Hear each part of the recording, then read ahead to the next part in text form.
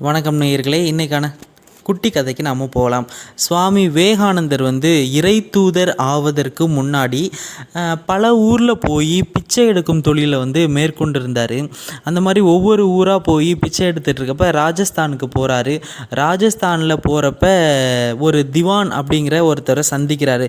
அந்த திவான் யாருன்னா, அந்த நாட்டில் உள்ள மன்னரோட அமைச்சரவையில் இருக்கிற ஒரு அமைச்சர். அவருக்கு நம்ம சுவாமி விவேகானந்தரை பற்றி எல்லாமே தெரியும். உடனே தன்னோட மன்னர்கிட்ட போய், இந்த மாதிரி சுவாமி விவேகானந்தர் வந்திருக்கிறாரு, அவரை நீங்கள் சந்தித்தா ரொம்ப நல்லாயிருக்கும் அப்படின்னு கேட்டுக்கிறாரு. அதன்படி அந்த மன்னரும் திவானோட வீட்டுக்கு வராங்க.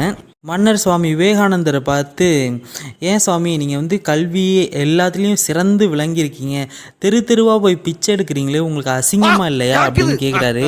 சுவாமி விவேகானந்தர் உடனே மன்னரை பார்த்து கேட்குறாரு, நீங்கள் ஒரு நாட்டோட மன்னர் தானே, ஏன் போய் வேட்டையாடல் தொழிலெலாம் செய்கிறீங்க அப்படின்னு கேட்குறாரு. அந்த மன்னர் உடனே சொல்கிறாரு, இது எனக்கு ஒரு ஹாபி மாதிரி அப்படின்னு சொல்கிறாரு.